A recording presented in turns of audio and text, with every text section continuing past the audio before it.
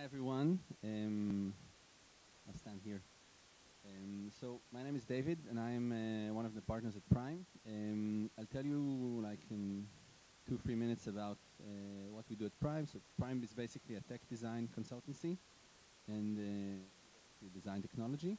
Some of our clients that you probably know, some prizes that we won, and basically what we help companies is to take their technology and transform it to products. We focus mostly on consumer products, automotive, healthcare, etc. What we're going to talk today about is a few tips and tricks of how to go B2C and let's say share some of our experience with companies in those verticals. So we're going to talk a bit about things that we recognize that happen in the industry right now. Talk about something that we call the pyramid of value, how to create the right value to build a product that becomes an inseparate part of our lives, and a few tips and tricks that can avoid you as entrepreneurs to avoid expensive and painful mistakes that will probably happen anyway. So basically, what we see in the last years is that the consumer market has changed, and things are basically doesn't work the same way they've been working 10 years ago. The first thing that is very, very prominent is that everything goes through the mobile. The way we see, we learn about new products, the way we buy new products, the smartphone has become, in a way, an extension of our body. We're connected all the time, and all the information about product, services, everything is being brought to us through the smartphone. So this is something that we need to think about in terms of how we're going to tell people about our product, because this is how it happens. The second thing that happens is that experiences are online and offline together. Things are happening not only in the digital world and not only in the physical world. And I think that a lot of very successful companies are the ones that understand how things happen in both worlds together. For example, Airbnb, we book everything online, we see everything online, but the experience, after all, is physical. But everything is also digital, and we need to think about this mixed reality when we develop a product. Direct-to-consumer brands, something that happened during the last 4 or 5 years. A lot of new brands that's selling very, let's say, trivial products, but in a different way. And the business model is different. We call it product as a service. No one thought that you can disrupt the mattress market, but it has been disrupted. Same goes for shaving blades, things that were the domain of very big and established brands, now works differently because those brands understood the way to address the millennial market, to cut the middleman, and to basically offer a very different experience. And following this thing, we expect our brands and our products to deliver us continuous value. We don't want to, not just buying something like one time, we're buying it and we're using it, and then the brand brings us more and more information. It can be a coupon, it can be an application, it can be a video, it could be another product. And we need to feel that the brand understands us as users, not us as a general person, but specifically me. I want to feel that things are defined for me. And a lot of brands, especially direct-to-consumer brands, manage to figure it out in a good way. So what is the pyramid of value? Basically, when we build a product, we don't start by thinking, let's think of something and people will just use it. We need to go through a few phases before people actually use our product. So the first thing, and I always tell it to entrepreneurs, that technology today is not a barrier. I don't mean to say that technology is easy to develop, but basically, today we can do anything. We can print meat, we can make autonomous cars, we can do a lot of stuff. It doesn't mean that the product is not a barrier. So let's think that technology is okay, we can solve the problem, and now let's think how we can build a product with this technology that we think we know how to solve. So the first thing we need to think about is that what we're doing is relevant. For example, if we need to write, we need something to help us write. If we don't need to write something, we don't need a pen. And it doesn't matter if the pen is the best pen and it writes in space, but if we don't need to write something, pen is not a product that we need. So the first thing a product has to be is relevant for the problem that we need to solve. The second thing it has to be functional. If we have a screwdriver that doesn't open screws, we'll throw it away because it doesn't work. So after a product is relevant, we need to see that it actually is functional. Sorry. Um, the third thing we need to feel is that the product is reliable. It doesn't work for one time. It serves us continuously. It works well. It doesn't break. We can trust it. If we have a bike, we want to feel that the bike is safe. We don't want to fall from the bike because the pedals are breaking. If it happens, we throw it away. If we have a pen that doesn't work, we throw it away.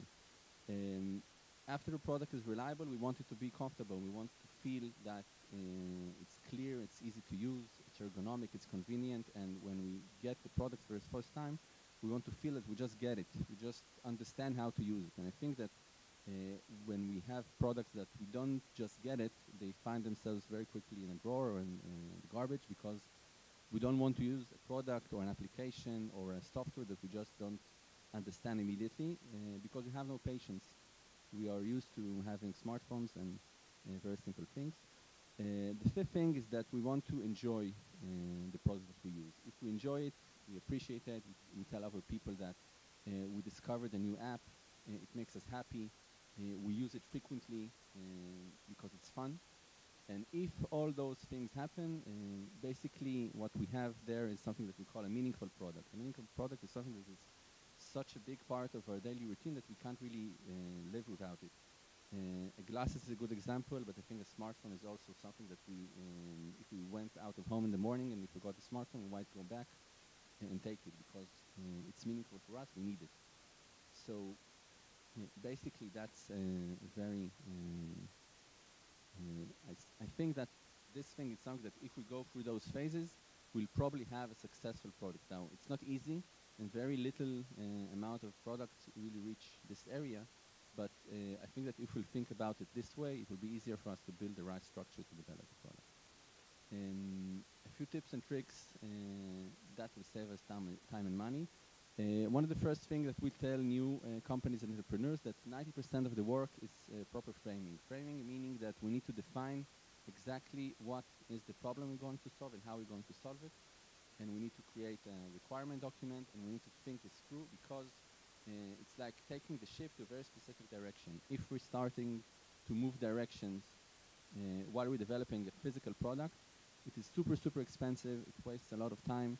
And it's not like making a software hackathon for 2 days and building something new, because there are a lot of things involved, electronics, mechanics, manufacturing. So we need to be quite sure that we're doing the right product. The second thing that we usually try to ask people is ask them 4 times why. What are you doing? I'm doing a device to reduce anxiety. Why? And if you can pass 4 whys, it means that you probably have a good answer and a good understanding of the need. If you can't answer that, it's probably your idea is not really established well enough, and it's important to try and rethink it and reframe it and understand exactly what are we going to solve. The next thing that we always recommend is validate the need. And I told you again, not the technology, but the need. You can sell a product that doesn't exist. You can put, let's say, a landing page with a very beautiful rendering and try to understand how to bring people to buy it. Because it is something that is easy to fake, the product, but it's impossible to fake the need. So if you imagine some kind of product, you don't have it, you can put a beautiful picture, put a website and bring traffic and people will buy it, it's probably a good idea that's worth further development. If you're not doing that, you have a risk that you're developing something that people doesn't want. And if people don't want your product, no one cares if it's beautiful, if it's good, if it's cheap. People just don't want to buy it. The 80-20 rule, I think this is an Israeli rule that says invest 20% of the time and get 80% of the result. What you see in the picture is the first GoPro camera. It doesn't look like a GoPro camera today, but it was good enough to enable the development of the second product because it provided the value and the experience that the users expected to have at this time. I think there are a lot of very good examples in the consumer market of first products that have been developed much better in the second round because the first product was good enough to provide the right value to the customers. And again, when you're doing the first product, you need to understand the right direction, but you don't need to take too much time to deal with every detail because you want to be in the market fast. You want to validate that people actually want it and do the second product.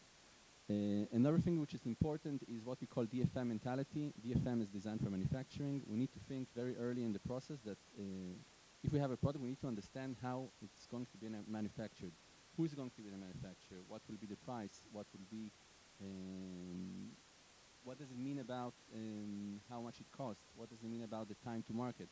And this is something that we encourage entrepreneurs to do very early in the process. When you know what you're going to do, find the company that's going to help you manufacture and get their feedback to understand that you're right with your assumptions.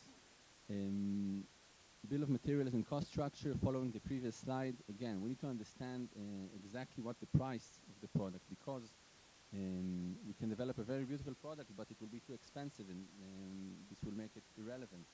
And then we need to decide what features we want to remove. So we basically recommend to do it the other way.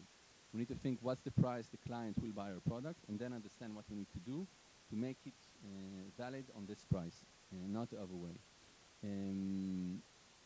Unit economics, basically it is a 0 or 1 question. People are buying it or not buying it. And if we don't understand the right way to build unit economics, what the cost of the manufacturing, what the cost of the user acquisition, and we don't think it very early in the process, we'll reach a phase in which we have a very nice product, but we might be able to sell it, but we're not making any money, and then we're stuck.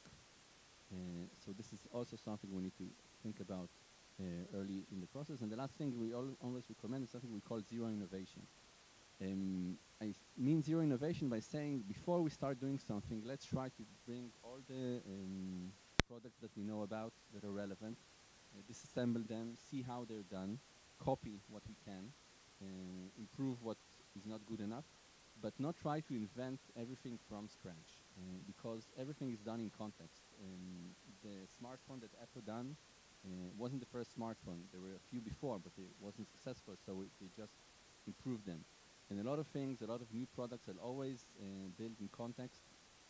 And I think that the innovation is usually through the technology, not through the product. The product needs to be relevant and built on the understanding of what the market needs. So basically, I think this is our take about how to build consumer products right, and I'll be happy to answer questions if you have.